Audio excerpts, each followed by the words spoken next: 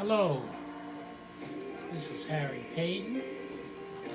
I'm host of the Paden Perspective. This is episode 5, and this is on the subject of subliminal messaging. Subliminal messaging. And today is still part of Black History Month. What I've said many times and I continue to say is that Black history is world history. Black history is every day, not just February. The last episode I explained the origin relating to how it began, and I don't need to go back over it again if you don't know it. You know, it's readily available. But today, the first thing I like to do, of course, give honor to God, who's the author and finisher of all of our faiths. But before I begin, I like to wish a happy birthday to the First Lady of Unity Freedom Baptist Church, and that's Mrs. Versie Martin, wife of my spiritual advisor, the Right Reverend Cornelius Wesley Martin. Happy birthday, First Lady. And while I'm thanking, I like to thank the Essex County Board of County Commissioners. I was one of their honorees for their African American history programs. They gave a beautiful virtual program, of course, but I was one of the honorees, and I'm humbled and thankful that they chose me. It's something that, again, it is just, I have no words, so I won't continue because I'm usually not at loss for words. I'm a very, bragocious person. I'll brag on myself. Like one of my mentors, Muhammad Ali, I'm of that vein. I talk a lot. But when you get an award like that, again, it just humbles me, so I can't say anything except that I'm not worthy, but thank God they consider me worthy, and I'll continue to do what I've been doing just because it's the right thing to do. And a special thanks to County Freeholder Romaine Schuler Graham, who was the one who put my name in contention and chose me, and ultimately I became one of the honorees. Thank you, Commissioner Schuler Graham. Okay, today we're talking about subliminal, it's a hard word to say, Sublimnal.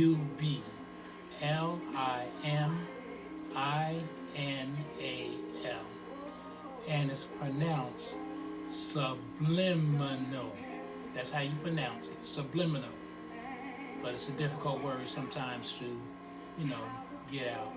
Not used a whole lot, but what it means, basically, subliminal messages are hidden messages. So, you don't even know that those messages are there. And I'll explain some of the origins and how I believe is detrimental, especially to people of color, especially to Black people. Subliminal messages have been around for a long time. And again, once you know that they're there, hopefully you can put yourself in a position so that you don't fall prey to what are those subliminal messages.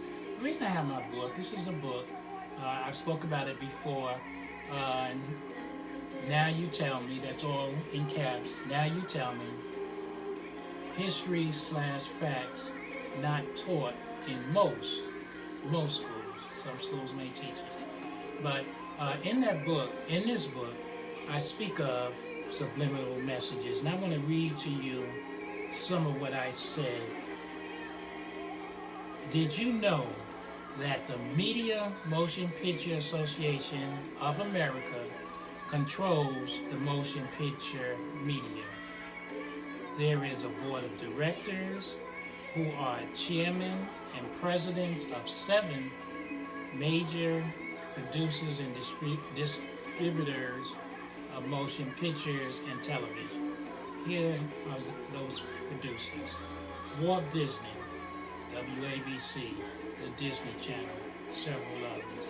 Sony Pictures, Metro Goldwyn Mayer, we know them as MGM, Paramount, 20th Century Fox, Universal, and Warner Brothers, Bugs Bunny. So what does that mean to the average moviegoer, a person who watches TV programs or even the news? It means that these 7 giants of industry can have an effect on millions upon millions of people, positive or negative. So let me stop there. That means that they control the messages that you see. Many times when you watch, there are certain things that they want you to know, and they're able to control those messages. That's a powerful control, because many of us stay glued to our TV. We stay glued to the other media forms, movies, online now. There's a lot of things, and these 7 giants control those things. So now here's where subliminal messaging is spoken on my book. Subliminal messages and perceptions are linked to the idea of mind control. If you've ever watched The Twilight Zone or The Outer Limits, you've seen the subject of mind control featured as something sinister. Mind control is where an individual or group of individuals can be controlled without their awareness. There are theories that mind control can be achieved by subliminal messages. Subliminal messages are an affirmation or a message, either auditory, which means by the ears, or visually presented below the normal limits of perception. Such a message can be a powerful tool because it circumvents the conscious awareness that a message is being sent. In other words, you don't even know the message is being sent. It's just being sent. Like a lot of times, advertisers will put something conveniently out, and you'll see it. Oh, there's a soda. Let me go get a soda, because the message was subliminally put out, just so you would see it, and it makes you go get a soda. You don't even know you're doing it. Now here's where it gets interesting. The first recorded, that doesn't mean it wasn't done before, but the first recorded experiment of this technique was in 1957, when in Fort Lee, New Jersey, a movie theater, a special projector flashed the words, "Drink Coca-Cola and eat popcorn" across the screen. No hard data was produced, but the theater supposedly sold more Coca-Cola and popcorn than ever that day. So that's kind of the gist of it. Those subliminal messages. When you're in the theater, they will do that. They'll put, especially right before the movie starts, a nice glass and pour, and it goes glug, glug, glug, glug, glug, glug, glug, glug, glug, and it looks so delicious. Or a nice hot dog or a hamburger or something else they serve. Those are kind of subliminal messages. And again, how that relates to what we're talking about is there are messages that annoy me because I'm very aware of what is being done. Overly aware, because I studied this. I had great people who were my teachers and mentors, and they taught me about those messages years ago. Now, I was watching a major news program, and the person that was giving it, the newscaster, happened to be a person of color. And here, the subject was on the police department in New York City and how they're trying to reform that police department because there have been several instances of alleged uh, uh, racial bias. And, we go back to Abner Louima. I'm not going to mispronounce his name, but this was a Haitian immigrant that unfortunately cops confronted him, pulled him into the station, and used a plunger in his anal area. They went to jail for that. But who does that? What kind of animal, monster, does that to a human being, another human being, to an animal no less, even? But that's the kind of racial injustice that people that look like me have combated throughout our time in this country that purports to be the land for all, home of the free, all the good things that we do cherish. But then there's some sick minds that go through and do things like that. So now, here's what I was getting back to what I was talking about, this reporter. And in the report, he said something that I almost fell out my seat. He said, the New York City Police Department is 43% white and 57% minority. Again, I'll say it again. Maybe you'll catch it. 43% white and 57% minority. Well, wait a minute. I don't like math, but I was pretty good at math. So if it's 43% white and 57% minority, then where does the word minority come from? It's 57% majority. But that's a subliminal message. Now, I know some people will say, well, that's collectively. They're talking about Japanese, Chinese, Hispanic, everyone else but white people. But it's still a majority, isn't it? Am I wrong? I think not. But those are the subliminal messages. I hear people use the word minority so much, it personally offends me. I'm not minor in anything.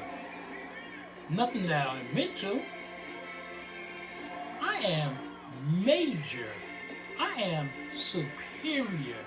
I am at the top of what I do, and I unabashedly claim it.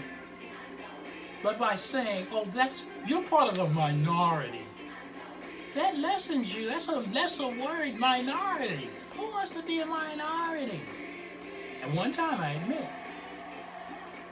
the black population was a minority because the white population was more whites than there was blacks. But no longer, the so-called minority population, not only in the United States, but across the world, is the majority. But they still use those subliminal words to try to define us. Another way they catch that is that little tricky thing about the black cats being bad luck, or it's a dark day in American history. Those are subliminal messages used to make white nice and fluffy and black dark and ominous. Now I know some of you think I'm stretching it, but I know of what I'm talking about. I know of what I'm talking about. A lot more of it is covered in the book. I can't give you what's covered in the book, otherwise there's no reason for you to purchase my book. But some of the other words, when black people get out of hand, and do things, that thuggish action, they were such thuggish action and out there being criminals and doing something, but after a hockey championship, when their revelers go out and overturn cars and do stuff because they are so happy and gay, they're simply called excited. They're revelers. They're devoted fans. Subliminal messages, y'all. We got to change the paradigm. We can't talk the way they talk. And again, I'm ashamed of that newscaster. Maybe he wanted to keep his job, but the late great Cicely Tyson is an example for all of us. That job is not meant for you if it means for you to be doing things that are negative to your people or people who look like you. There's young people looking at you. And one thing I do say about myself, I thank God, is that I learned at an early age to be uncompromisable. That means that I don't compromise on a whole bunch of things. I'm just not. My name, the Paden name, is a valuable name. And I dare say, this is open to the public and to the world when I broadcast it. My name means something. When people talk about me, they will say, as an inspector, I was fair. I wasn't unfair. I didn't think because I'm an inspector, there's some inspectors that's tough and I'll never let them do this and I'll write them a ticket. Come on. It's overuse of power. All I want you to do is do what the regulations say. Forget Harry Paden. I'm just the enforcer of the regulation. So again, this is part of what in our society we have to overcome. I spoke on this before and I'll continue to speak on it. Again, it's messages that I don't think we knowingly do it, but again, because of my training, I got trained. If you watch the movie Black Messiah, I thought when I was young, I was part of the Black Panther movement. It wasn't a faction in Newark. So I actually was a member, but an ex officio member. I didn't attend meetings, but I followed their philosophy. And, wanted to kill all the pigs and wanted to have a revolution that wasn't going to be televised and all that good stuff. So that movie meant a lot to me because America let us know that it's going to be hard to have a bloody revolution here. Because America has a lot of guns, a lot of ammunition, a lot of ways to destroy you, physical and psychological. So watch that movie. But getting back to revolutions, January 6th showed some of a true America, because in this book and another history book just pointed out that many times mobs such as those, uncontrolled, fueled by testosterone, I'm gonna tell you, that doesn't tend to be people of color who go out there and think I have a God-given right to do this. You see, yeah, I know, I'm making funny faces, but if you watch January 6th, the assault on the nation's capital, that's how some people did black people, people of color, Native Americans, Chinese, Japanese.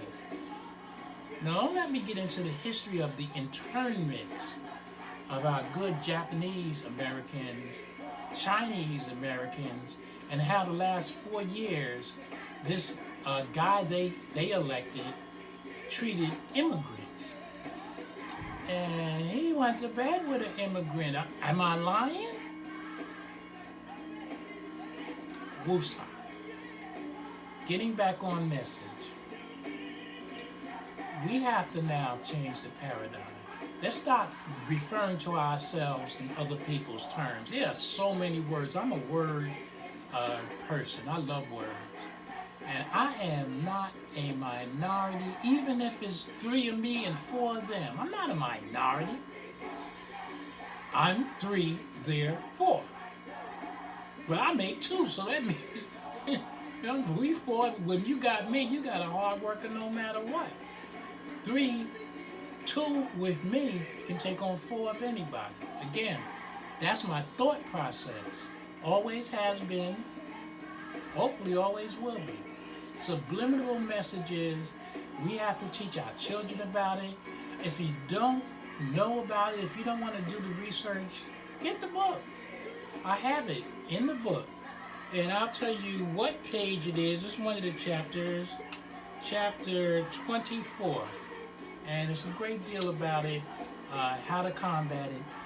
One of the things that I've spoken about, now I'll kind of bring this to an end, is in January when we get together and we celebrate Dr. Martin Luther King Jr.'s birthday, when we get together and we just talk about the struggle, and we never can forget the struggle because they mistreated us. And like I said, I don't know if I had the strength to do what they did.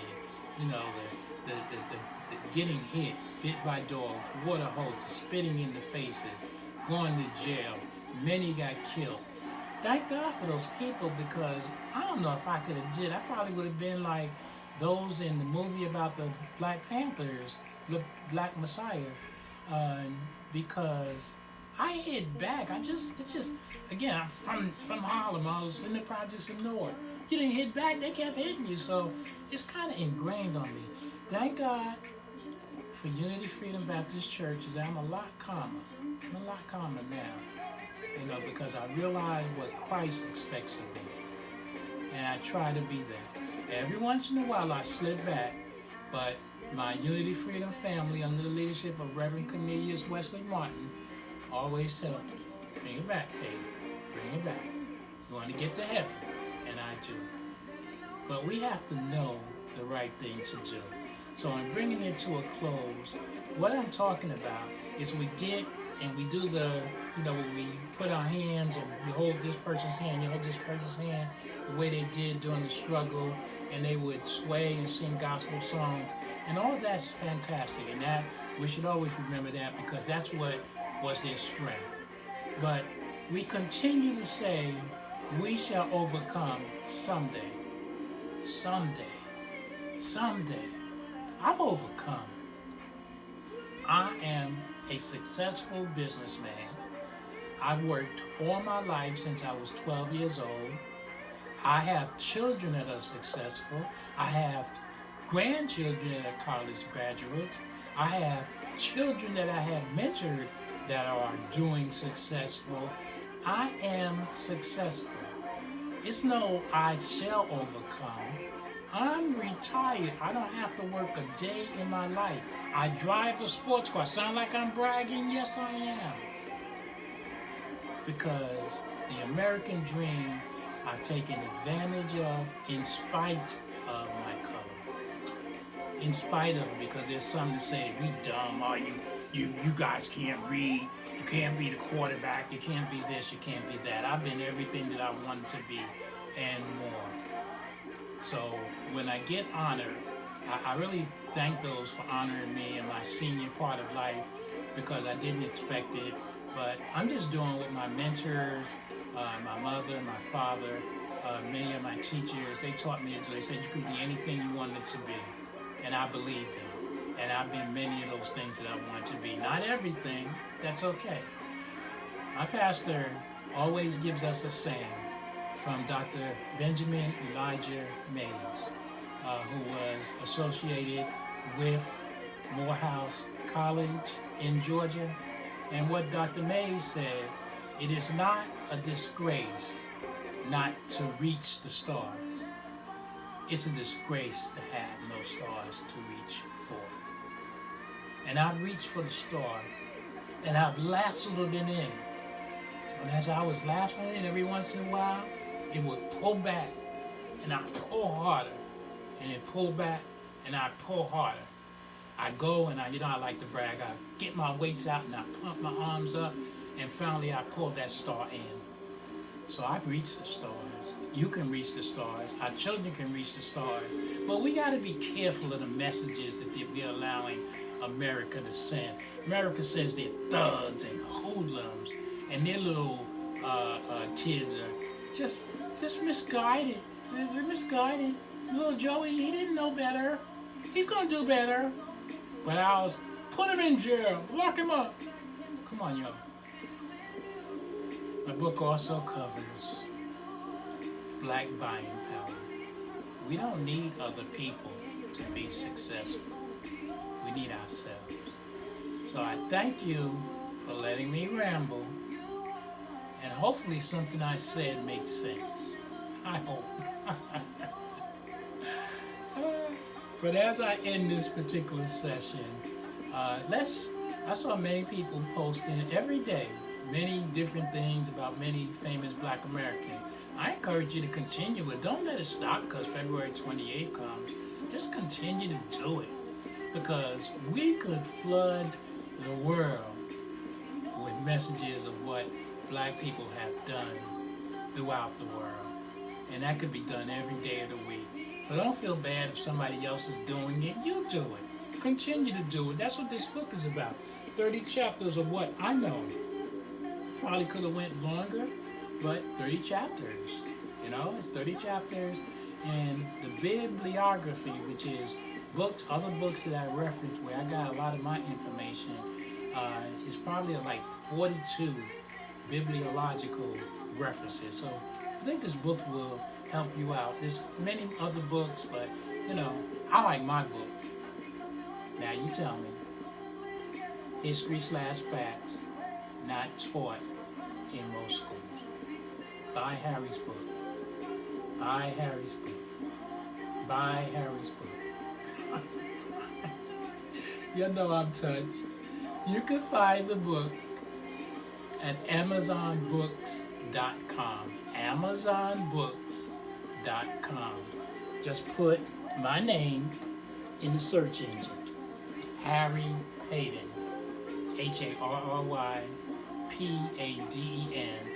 Put it in the search bar, and this book will come up along with my first book, A Living Testimony, How to Raise America's Nightmare Educated Children of Color.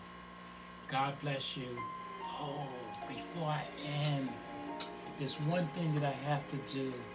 This beautiful African print, I'd like to thank my African daughter, is what I call her, Miss Jarena Slocum. She gave it to me. She is from Liberia, which, if I'm not mistaken, is in West Africa. If I'm wrong, oh my goodness. But I'm banking on my history because I'm talking.